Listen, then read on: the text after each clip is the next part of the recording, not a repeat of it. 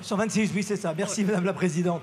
Eh bien, écoutez, comme Monsieur Bazin, je voudrais moi aussi évoquer le dispositif Pinel. Alors oui, bien évidemment, je sais que c'est un dispositif d'optimisation fiscale et que je suis assez lucide sur la suite qui sera donnée. Néanmoins, à travers cet amendement, je voulais à mon tour, une fois de plus, attirer l'attention du gouvernement du ministre Auban sur la crise du logement que connaît notre pays, que traverse notre pays, une crise sans précédent et une crise dont moi je crains qu'elle puisse mettre assez rapidement la cohésion même de notre pays en cause. Quand on a des jeunes qui n'arrivent plus à se loger, qui n'arrivent plus à trouver des locations ou à acheter, eh bien c'est la cohésion même du pays qui est en cause.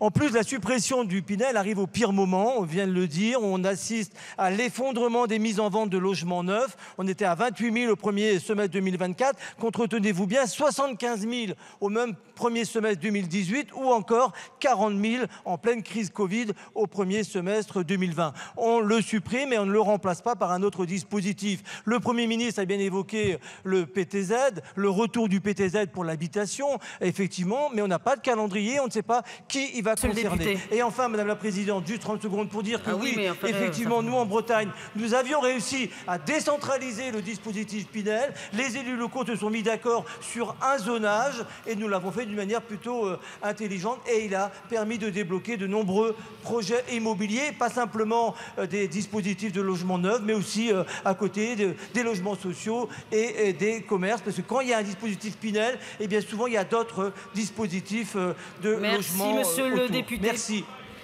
L'amendement 363,